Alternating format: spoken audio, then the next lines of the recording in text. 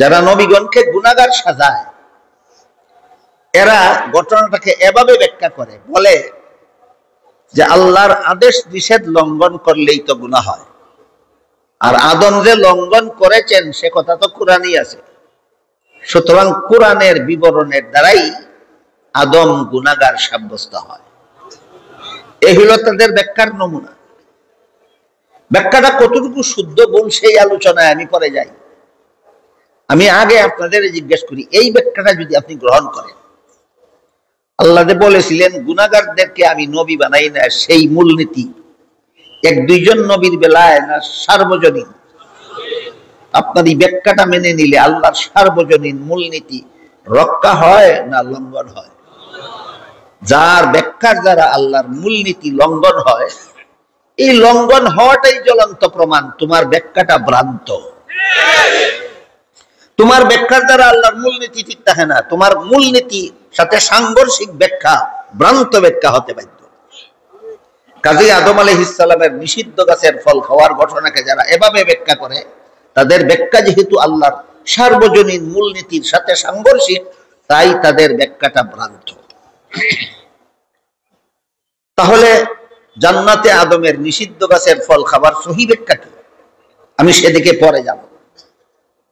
এর আগে আমি আপনাদের সামনে তুলে ধরতে চাই, নবীগণকে গুনাহগার সাজাবার ভ্রান্ত মতবাদ মুসলমান সমাজে প্রবেশ করলো কোথার থেকে, এই ইতিহাস আগে জানা দরকার। নবীগণকে গুনাহগার সাব্যস্ত করার মতো ভ্রান্ত মতবাদ মুসলমানের সমাজে প্রবেশ করলো কিভাবে? এই প্রশ্নের সংক্ষিপ্ত জবাব হইল খ্রিস্টানদের কাছ থেকে। নবীগণকে গুনাহগার সাজাবার ভ্রান্ত মতবাদ মুসলমান সমাজে খ্রিস্টানদের কাছ থেকে আমদানি করা হয়েছে। নবীগণকে গুনাহগার মনে করা মুসলমানি মতবাদ নয়, খ্রিস্টানি মতবাদ। নবীগণকে গুনাহগার মনে করা মুসলমানি মতবাদ না খ্রিস্টানি মতবাদ? এবার শুনুন কিভাবে খ্রিস্টানি মতবাদ। বাংলাদেশের স্বাধীনতার সূচনাকাল থেকে খ্রিস্টানদের একটা সংগঠন বাংলাদেশে তাদের ধর্ম প্রচারের কাজ করে চলেছে। সংগঠনটার নাম হলো খ্রিস্টান মিশনারি বাংলাদেশ।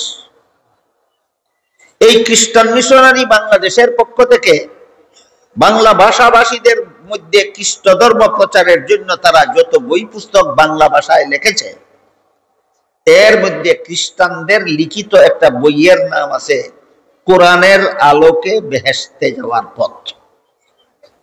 বানরেরা নামটা এমন কতগুলি শব্দ চয়নের মাধ্যমে রেখেছে, এই শব্দগুলি দেখলে কোনো মুসলমান কল্পনাও করবে না যেটা কোনো খ্রিস্টানের লেখা বই।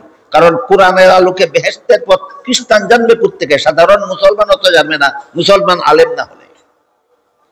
এইভাবে সর্বসাধারণ মুসলমানকে ধোঁকা দেওয়ার জন্য বানরেরা কতগুলি চমৎকার শব্দ দিয়ে বইয়ের নাম লিখেছে, নাম দিয়েছে কোরআনের আলোকে বেহেশতে যাওয়ার পথ। এই বইয়ে খ্রিস্টানেরা লিখেছে প্রথম মানুষ আদম, প্রথম পাপিষ্ট। আপনারা বলুন, আদম শুধু প্রথম মানুষ না প্রথম নবীও? তাহলে প্রথম মানুষ, প্রথম নবী আদম, প্রথম পাপিষ্ট। সেই বইয়ে তারা লিখেছে কি ছিল আদমের পাপ? লেখে জান্নাতে নিষিদ্ধ গাছের ফল খাওয়া ছিল আদমের পাপ। তারপরে লেখে এই পাপিষ্ট আদমের বংশে যত নবী জন্মগ্রহণ করেছে সবগুলি নবী জন্মগত পাপিষ্ট। কি ছিল অন্যান্য নবীর পাপ? পাপিষ্ট আদমের বংশে জন্ম হওয়াটাই ছিল অন্য নবীর পাপ। এরপরে লেখে শেষ পর্যন্ত আল্লাহ একজন নবীকে নিষ্পাপ বানাবার জন্য তাকে আর পাপিষ্ট আদমের বংশে জন্ম না দিয়ে আল্লাহ নিজের ঔরসে জন্ম দিলেন।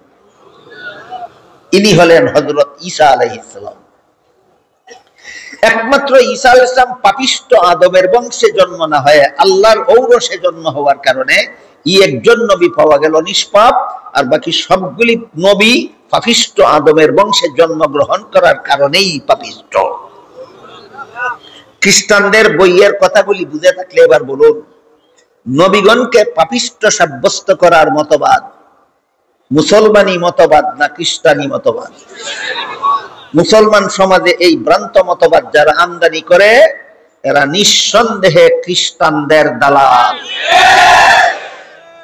মুসলমান সমাজে নবীগণকে পাপিষ্ঠ সাব্যস্ত করার এই ভ্রান্ত মতবাদ যারা নানা রকম চাপাবাজি আর কুটতর্কে আর অপব্যাখ্যার মাধ্যমে প্রচার করে বেড়ায় এরা ওই খ্রিস্ট ধর্মের থেকে এই ভ্রান্ত মতবাদ আমদানি করেছে।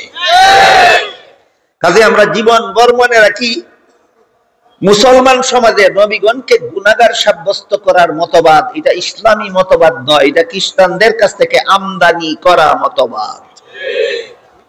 এবার আমরা বোঝার চেষ্টা করব জান্নাতে আদমের নিষিদ্ধ গাছের ফল খাওয়ার শুদ্ধ ব্যাখ্যা কি। ভুল ব্যাখ্যা হলো গুনাহ ছিল। গুনাহ ছিল ব্যাখ্যাটা মেনে নিলে আল্লাহর সার্বজনীন মূলনীতি লঙ্ঘন হয়, তাই ব্যাখ্যাটা ভুল।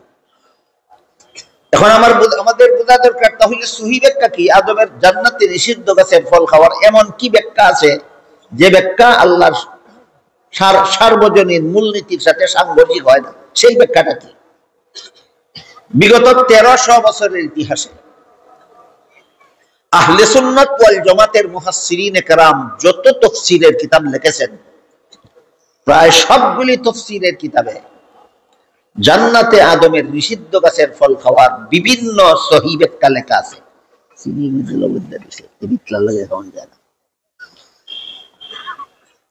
বেশ কতগুলি ব্যাখ্যা আহলে সুন্নাত ওয়াল জামাতের মুফাসসিরিনে কেরাম বিগত 1300 বছরের ইতিহাসে যত তাফসীরের কিতাব লিখেছেন প্রায় সবগুলি তাফসীরের কিতাবে জান্নাতে আদমের নিষিদ্ধ গাছের ফল খাওয়ার বেশ কতগুলি সহিহ ব্যাখ্যা লিখেছেন, যে কোনো ব্যাখ্যা মেনে নিলে আল্লাহর সার্বজনীন মূলনীতি লঙ্ঘন হয় না, বহাল থাকে। এর মধ্যে একটা ব্যাখ্যা, এবার বলুন আদম নিষিদ্ধ গাছের ফল খেয়েছিলেন কোন জীবনে? এর সাথে সওয়াবেরও কোনো সম্পর্ক নাই, গুনার কোনো সম্পর্ক নাই। এই ব্যাখ্যাটা মেনে নিলে আল্লাহর মূলনীতি লঙ্ঘন হয় না বহাল থাকে? প্রমাণ হলো ব্যাখ্যাটা শুদ্ধ, ব্যাখ্যাটা শুদ্ধ। এখানে আবার মাদ্রাসার ছাত্রদের মনে আরেকটা প্রশ্ন জাগতে পারে, সেটা হলো কুরআন হাদিসের বিভিন্ন ক্ষেত্রে বিভিন্ন নবীর নামে তো গুনাহ শব্দ ব্যবহৃত হয়েছে, সেখানে গুনার অর্থ কি হবে? এরকম প্রশ্ন যদি কোনো মাদ্রাসার ছাত্রের মনে জাগে তাহলে আমি জবাব দিবার আগে ওই ছাত্রটাকে জিজ্ঞেস করব, তোমার আল্লাহ একবার বলেন বেগুনাকে নবী বানাই আর একবার বলেন নবী গুনাহ করেছেন, তোমার আল্লাহর কথার কোনো সারেগামা নাই? তোমার খোদার কথার কোনো সাকিন মুকাম নাই? তোমার খোদা কি স্ববিরোধী কথা বলেন? তাহলে তোমার খোদারে তুমি বাঁচাও। তোমার খোদা তো একবার বললেন আমি গুনাহগারদেরকে নবী বানাই না, আবার যদি কোন নবীকে এই খোদা বলেন তিনি গুনাহগার, তাহলে তো এক আল্লাহ নিজেই এক কথার বিরুদ্ধে আরেক কথা বললেন। তুমি কি বিশ্বাস করো তোমার আল্লাহ এক কথা একবার এক কথা আরেকবার এর বিরুদ্ধে আরেক কথা বলেন? তাহলে যেখানে যেখানে গুনাহ শব্দ নবীর নামে ব্যবহৃত হয়েছে সমস্ত আহলে সুন্নাত ওয়াল জামাতের সমস্ত মুফাসসিরিনে কেরাম একমত যে ওইখানে মূল অর্থে নয় রূপক অর্থে গুনাহ শব্দ ব্যবহৃত হয়েছে। মূল অর্থ আর রূপক অর্থের পার্থক্য যদি কেউ না বুঝেন তাহলে আগে এইটা বুঝে আসি আমরা অন্য উদাহরণের ভিতরে মূল অর্থ কাকে বলে আর রূপক অর্থ কাকে বলে। সেহরি খাওয়ার বিধান বর্ণনা করে আল্লাহ কোরআনের আয়াতে বলেন ফাকুলু ওয়াশরাবু হাত্তা ইয়াতাবাজ্জানা লাকুমুল খাইতুল আবয়াদু মিনাল খাইতিল আসওয়াদি মিনাল ফাজর সুম্মা আতিম্মুস সিয়ামা ইলাল লাইল। এর অর্থ হলো আল্লাহ বলেন তোমরা ততক্ষণ পর্যন্ত সেহরি খাও যতক্ষণ পর্যন্ত সাদা সুতা এবং কালো সুতা পার্থক্য করে দেখা না যায়, কোন সুতাটা সাদা আর কোন সুতাটা কালা পরিষ্কার দেখা না যায় ততক্ষণ সেহরি খাও। এখানে আল খাইতুল আবিয়াদু এর মূল অর্থ হইল সাদা সুতা, ওয়াল খাইতুল আসওয়াদের মূল অর্থ হলো কালা সুতা। আল খাইতুল আবিয়াদের মূল অর্থ সাদা সুতা, আল খাইতুল আসওয়াদের মূল অর্থ কালা সুতা। আয়াত নাজিল হওয়ার পরে একজন সাহাবী সেহরি খেতে বসলেন, এক পায়ে একটা সাদা সুতা আর এক পায়ে একটা কালা সুতা বাঁধলেন। সেহরি খান আর কিছুক্ষণ পর পর সুতা দুইটার দিকে তাকান। যতক্ষণ পর্যন্ত সাদা কালো পৃথক ভাবে দেখা না যায় ততক্ষণ পর্যন্ত তিনি সেহরি খেলেন। পরের দিন ঘটনা রসুলের কাছে বর্ণনা করা হলে পরে রাসূল বলে দিলেন, এখানে আল্লাহ সাদা সুতা মূল অর্থে নয়, রূপক অর্থে ব্যবহার করেছেন। এখানে সাদা সুতা শব্দকে, সাদা সুতা শব্দটাকে আল্লাহ আকাশের ফর্সা রং বোঝাবার জন্য ব্যবহার করেছেন। কালো সুতা শব্দটাকে আল্লাহ আকাশের কালো রং বোঝাবার জন্য ব্যবহার করেছেন। তাহলে সাদা সুতা হইল আল খাইতুল আবিয়াদ, হইল এর মূল অর্থ হইল সাদা সুতা, রূপক অর্থ হইল আকাশের ফর্সা রং। আর আল খাইতুল আসওয়াদের মূল অর্থ হইল কালো সুতা, আর রূপক অর্থ হইল আকাশের কালো রং। বুঝে থাকলে বলেন, এখানে সুতা দুইটা আল্লাহ ব্যবহার করেছেন মূল অর্থে না রূপক অর্থে? যেখানে আল্লাহ রূপক অর্থে শব্দ ব্যবহার করেন সেখানে রূপক অর্থ বাদ দিয়া মূল অর্থ ব্যবহার করার মানে হলো কোরআনের অপব্যাখ্যা। কোরআনের অপব্যাখ্যা।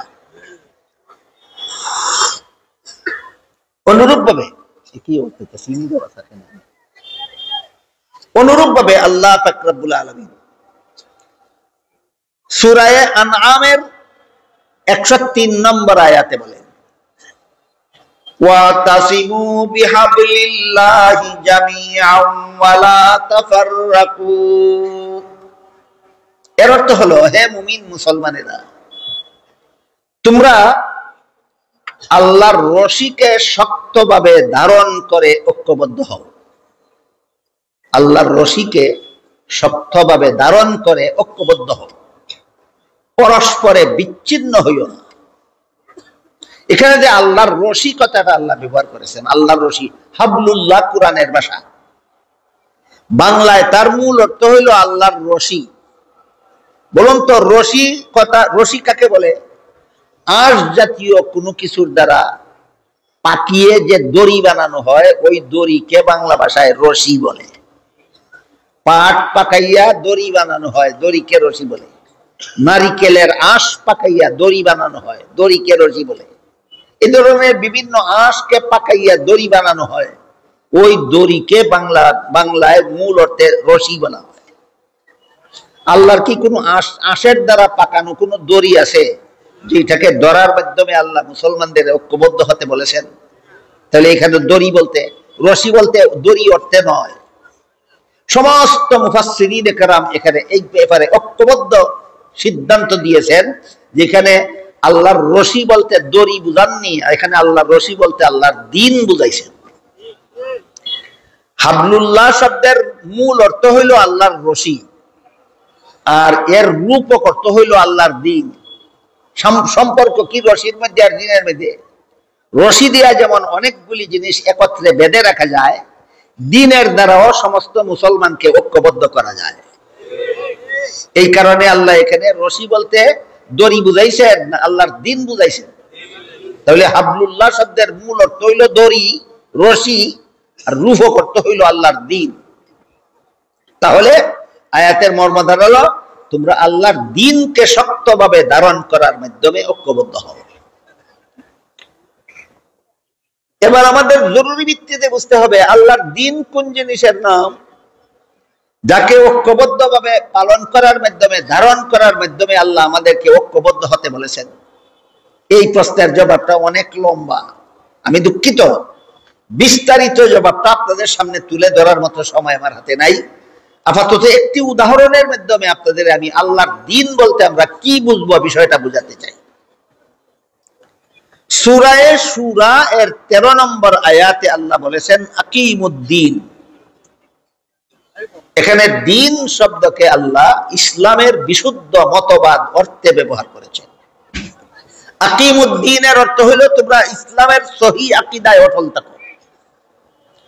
সূরা শুরার 13 নম্বর আয়াতে যে আল্লাহ বলেছেন আকিমুদ্দিন, এখানে দ্বীন শব্দটাকে ইসলামের সহি আকীদা অর্থে আল্লাহ ব্যবহার করেছেন। আয়াতের মর্ম হইল, হে মুমিন মুসলমানেরা, তোমরা ইসলামের সহি আকীদায় অটল থাকো। কেন আয়াতটা নাযিল করলেন?